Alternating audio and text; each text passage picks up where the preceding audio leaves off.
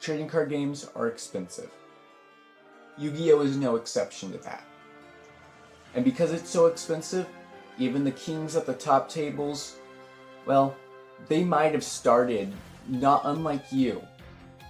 In this series, I want to give advice and possibly some deck lists for new, returning, older, and budget duelists. I'm Noah from Glitchmaker, and this is the King's Allowance. Yo, what's up guys, it's Noah from Glitchmaker, back with another episode of King's Allowance. Today I wanted to talk about deck cores, specifically deck cores that are very splashable. Basically the main engine of these deck cores can be thrown into a lot of different decks, and just owning these deck cores just gives you a lot of options in terms of new decks you could try without having to break the bank as much as some other decks would require you to. I'm going to be talking about 4 deck cores, starting with Bestials. Bestial is an archetype primarily composed of dragon monsters with large stats and the ability to summon themselves. These monsters all have utility effects and a few powerful continuous spells and traps, but they are branded spell traps, but they do have Bestial in the card text. And they all get rounded out with their main archetypal boss monster in Bestial Dissipator. There's another boss monster in Bestial Abelos, but it's not as good. Bestials revolve around having level 6. You have 4 level 6 dragons. They all can summon themselves from the hand by banishing a light or dark from either graveyard, and are a quick effect if the opponent controls a monster. The Bestial Lubellion is a Rhoda for the archetype by discarding itself. It can also summon itself from hand or grave by tributing a Bestial, and it can place a branded spell or trap from your deck. A continuous spell or trap. The level 6 monsters do have extra utility effects. You also have Bestial Dissipator being a boss monster that is both a disruption and an extender. And you also have the Bestial Eluber, which mainly is used because it's a level 4 tuner that's a dragon. But it has some utility effects that are more situational.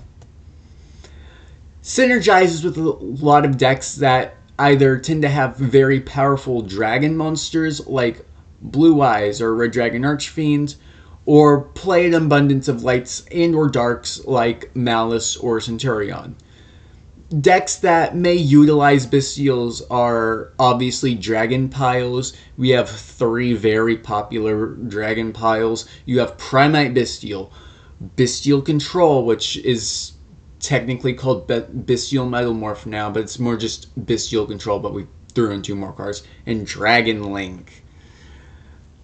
Some decks that could use them that are not Dragon Piles, Malice, Runick Bestial, you got Branded that can use them, lots more. I'm not going to cover every example for all 4 archetypes I'm going to cover.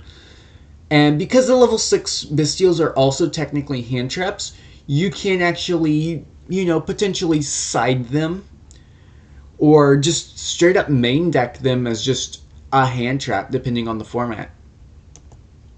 Except we have a Runick archetype that is primarily composed of quick play spells that either summon a Runick fusion monster to the extra monster zone, or use a powerful utility effect, but they all cost you your battle phase. They also banish the top so many cards of your opponent's deck, depends on which one you're activating. They also have a very powerful field spell with Runick Fountain. It provides a lot of draw power, and it allows you to use the quick plays as functionally hand traps. Of course, all the fusions are going to have some form of utility effect. They all do a lot of different things. All your quick play spells, their utility effect, all do a lot of different things. Your field spell is very powerful. It's revolving around the field spell, so obviously. Field spell is unfortunately semi-limited, but do is more than enough sometimes. You also have the ability to just draw a lot of cards, which is really nice. It provides a lot of powerful disruption, incredible resource game, and extension, stall, and a secondary win condition in mill in a pinch. You know, sometimes, depending on your deck, you're not actually trying to mill your opponent. That's more of a, if it comes up, it comes up. Some decks that may utilize the archetype are Runick Chimera, Runick Stun, Runick Fur Hire, Runick White Forest, and more. These cards also will take up a lot of main deck space, which means you're playing a lot less staples in general, which sounds, oh no, my staples. What am I going to do? Runick is functionally replacing your staples with a different set of staples that also form an engine that allows you to have a very good resource game. You got a better grind, you got a better draw engine, etc., etc. Next up, Centurion. Archetype that focuses on level 8 and 12 synchros. They revolve around placing your main deck monsters in your back row as continuous traps, and they all have the ability as continuous traps to summon themselves. Some of them can level modulate. Primera can't level modulate, but she can search a Centurion card on summon. They also have their field spell, which they revolve around, which not only gets them started, but also, if you summon a Centurion monster, it allows you to quick effect synchro summon, which is very, very strong. But you have to use Centurion monster, but that doesn't matter because, I mean, you just summoned one. If it's going off, you just summoned one. They do synergize very well because they can still make generic level 8 and 12 synchros. They can also sometimes make other generic monsters if you have other levels on your board. Maybe a Chaos Angel if you have a Bestial. The archetype provides a lot of really good extension and ways to force out interactions. They also play around a lot of hand traps natively. It also allows for other archetypes to have alternative lines that they wouldn't necessarily have. They also have a variety of types and attributes which can come up for a lot of decks.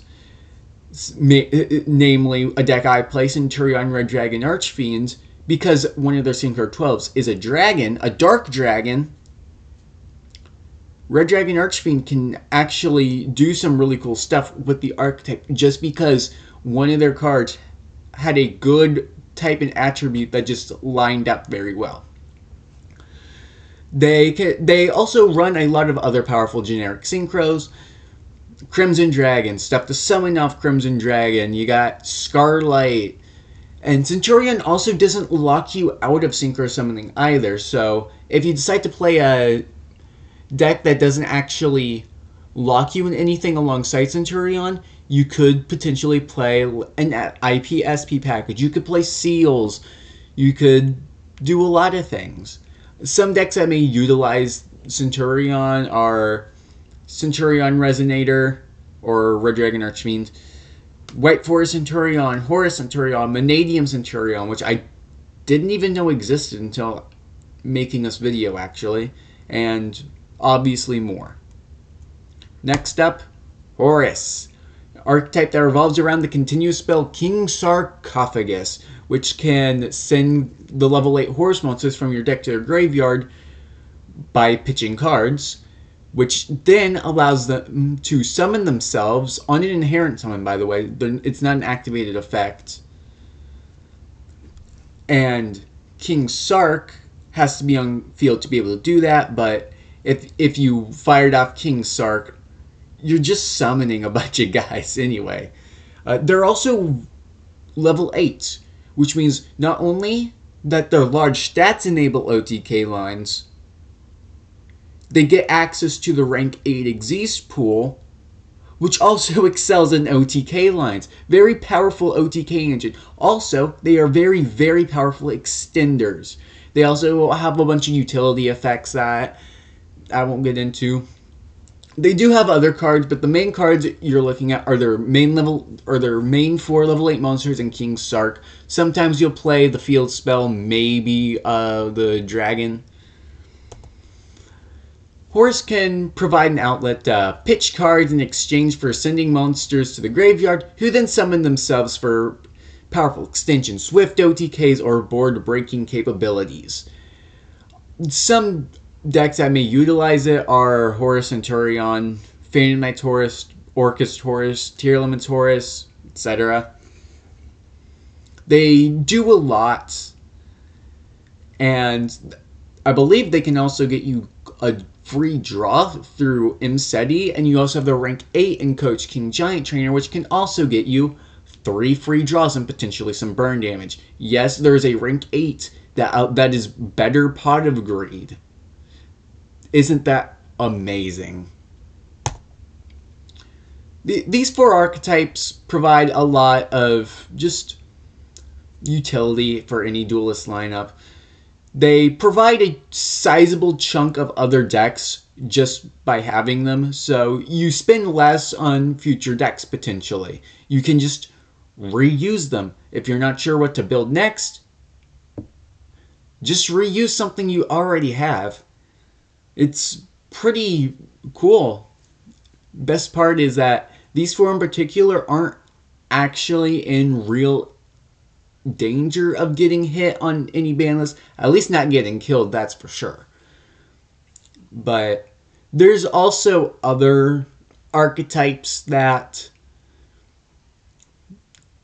do a similar function, but I'll talk about those another time. I just wanted to talk about these 4 because these 4 archetypes are just really nice to have on hand, even just one of them. I'm Noah from Glitchmaker, and I will see you guys next time.